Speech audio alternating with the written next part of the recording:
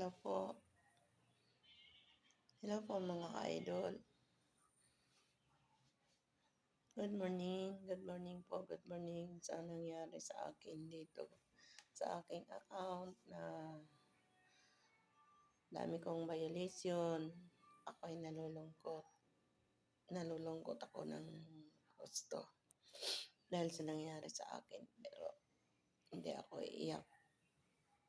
Hindi ako iiyak. Andyan si Papa God. Nandyan. Hingi ako ng tulong kay Papa God. Siya lang ang makakapagpaibsan sa aking naramdaman na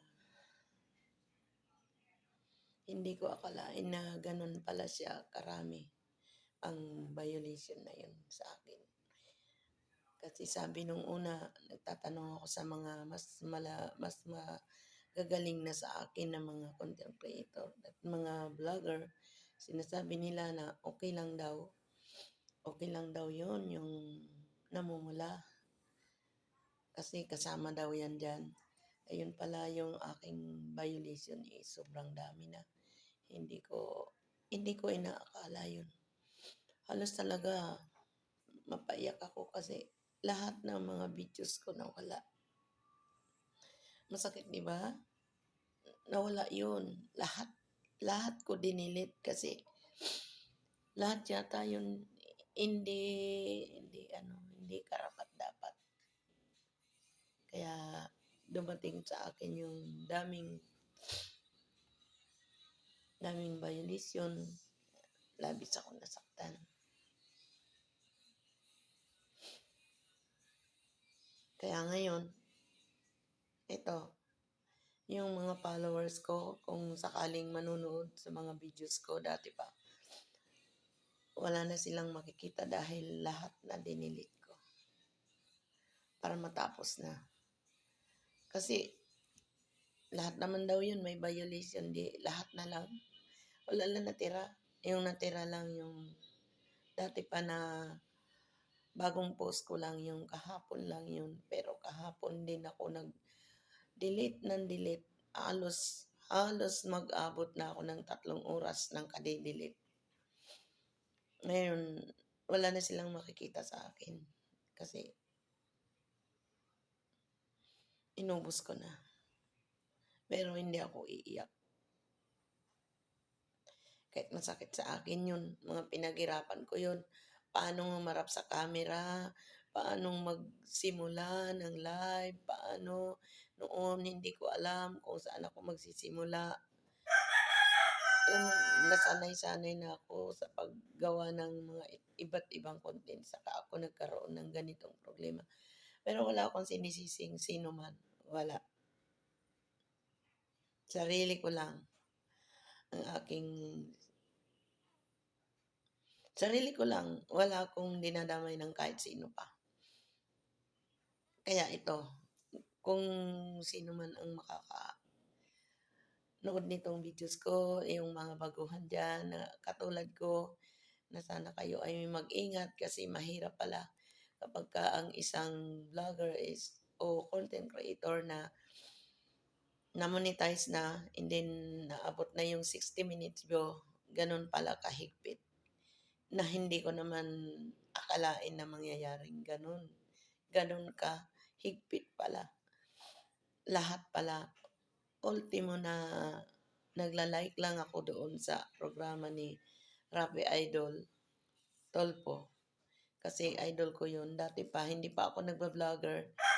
Nanonood ako sa mga niya. Pero wala naman akong ikino-comment na masama. Kung mag-comment man ako, wow lang. Maikli lang ako kung mag-comment doon. Kasi minsan nakakatuwa kasing manood doon. Kaya nalilibang din ako manood sa mga niya. Sa mga ginagawa niya dyan. Dahil siyempre social media din siya. Ngayon, ito. Hindi ko akalain na abot pa pala doon. 2001 pa. Na hindi pa naman ako nagba-vlog. Inabot pa yun. Kaya, yun. Ang tanging masasabi ko lang sa inyo, yung mga nagba-vlog na katulad ko. Kung kayo ay na-monetize na, mag-ingat-ingat na lang kayo na baka matulad kayo sa akin na lahat ng videos ko halos naubos na wala nang natira. 'Di ba, ang sakit 'yun. Ang hirap kaya maggawa ng mga videos, magla-live ka. Yung mga star ko doon na binigay sa akin ng mga friend ko, binigay sa akin ng anak ko, ubos lahat 'yun. Kaya doon ako halos halos talaga sasabog talaga. Pero hindi, matigas 'to, parang bato 'to. Sabi ko lang, "Go, go, go, laban ng laban, go, go, go, go, go, go." Hindi hindi kailangan na magmukmok ka, hindi mo kailangan na maging isa kang miserable sa buhay mo, hindi. Gawin mo ang gusto mo. Tulad kayo sa akin, hindi ako iiyak kahit kahit malapit na akong umiyak. Pinipigil ko na hindi ako makaiyak. Pinipigil ko. Nagigigil ako na lang. Gano'n ako kasi yun, ang dami natin paghihirap diyan. Diyan sa pagre-reels, sa pagla-live na 'yan, lahat pinaghirapan ko. Bigla lang mawawala sa isang iglap na puro violation. Parang parang hindi ko kaya na pero ayaw ko. Stop cry. Stop cry me. My followers is another followers, and foreigner is this is my problem because my video is always violation. Uh, Sorry kasi hindi rin naman ako magtuloy-tuloy sa pag-i-English ko kasi andito kami sa Pilipinas. I'm here to Philippines, stay. Hindi ako nasa ibang bansa. Andito lang ako sa Philippines to Manila. Kaya, kaya ko to. Sabi ko nga kanina go, go, go, go, go. Kahit na masakit, gagawin ko pa rin ang tama na karapat-dapat na hindi ako magkaroon ng another problem. Talagang ganito lang siguro ang buhay dito sa social media. Minsan mahirap, minsan masarap, minsan masaya, minsan malungkot. Ah, hindi mo kailangan umiyak. Hindi mo kailangan umiyak. Kaya mo yan. Kaya mo yan. Kaya ito, lumalaban pa rin. Lumalaban pa rin. Talaga, sa lahat.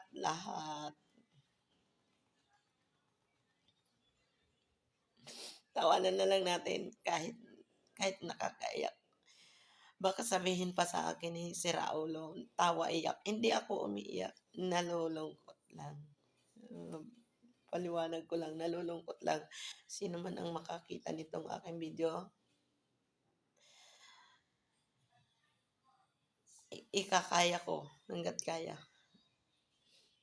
Nung medyo bago-bago lang ako dito, kasi nag-start ako ng September, ah, ako hiyang-hiya na humarap sa camera, hiyang-hiya ako. Minsan na mapapatulala na lang ako, nawawalan ako ng sasabihin. At minsan tumitingala ako kay Papa God, biglang may papasok dito sa utak ko na, kaya mo yan, gawin mo yan, kasi pinasok mo yan, gawin mo hanggat kaya mo yan. Huwag kang susuko, parang ganun, parang may bubulong sa akin dito sa tainga ko na huwag kang magpatalo kay Satanas kasi dito ka lagi sa kanan. Yun, ginawa ko lahat hanggang sa ako na-monetize, nagkaroon ako ng 60 minutes view, naging marami ang followers ko. Salamat sa mga viewers ko, salamat. Pero huwag kayong mag-alala, andito ako. Kahit papaano, bibigyan ko pa rin kayo ng masaya mapapanood niyo pa rin ako. Hindi ako susuko at ilaban natin 'to hangga't kaya. Kaya natin 'to. Kaya itong ginawa kong video para sa mga viewers ko, para sa mga followers ko na makaka-miss sa akin na hindi ako gaanong ngayon nakakapag-live, hindi ako gaanong ngayon wala pa akong post kasi dito sa bahay na 'to malaki nga, maganda nga, pero wala naman, hindi naman puwede siyang makapitan ng internet kaya another uli ng house. Mahirap talaga ang buhay na walang bahay. Pangarap ko sana maging isang sikat akong vloggers para maabot ko yung gusto ko na makabili ako ng bahay na kahit man lang sa pagtanda ko, bago ako tumanda, makamit ko yung hindi na kami nag-uupa, hindi na kami naglilipat-lipat. May bahay ako pero hindi naman siya kalakihan. Ang nakatira lang yung pamangkin ko. Bahay lang naman yun. Hindi rin sa akin ang lupa. Kaya yun. Sento na kayo sa mga uuwi na naman. At sa mga kalungkutan ko ngayon.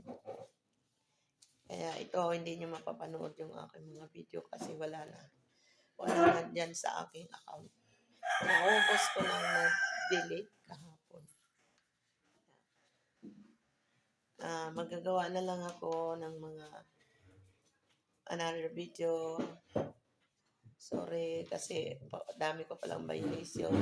Kaya ngayon, ito. Nalulungkot sa mga oras na to, si ka-idol nyo. At sana ay maunawaan nyo ako. At sa lahat ng followers ko. Kaya mo yan. Kaya mo yan. Sayang naman yung i-make up ko na maaagos lang ng luha. Hindi. Hindi ko kaya ko pang pigilin ang lahat ng masasakit sa akin. Kaya ko rin abutin yung naaabot nila. Pag kaya nila, kaya ko rin yan. Kaya ito. Go, go, go, go, go, go. Laban tayo lahat. Paano natin nasimulan to? Ituloy pa rin natin. Kasi napapromise ko na sa aking sarili dito sa pagbablog ko. Walang sukuan, walang iwanan. Magbaon ka ng maraming pasensya, maraming pakikisama, at makipag-engage ka sa lahat para marami ka ring kaibigan. At higit sa lahat ay mapang-unawa. Nagagawa ko yun, pero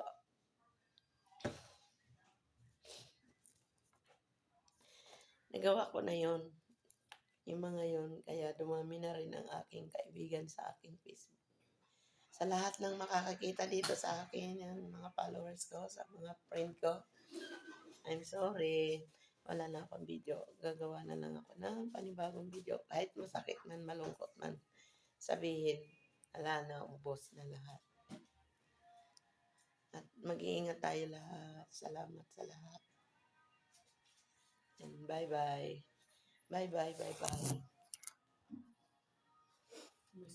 Hindi ko kayang makalimutan kasi nandyan kayo na kahit pa paano napasaya ko rin kayo sa mga aking mga ginagawang video.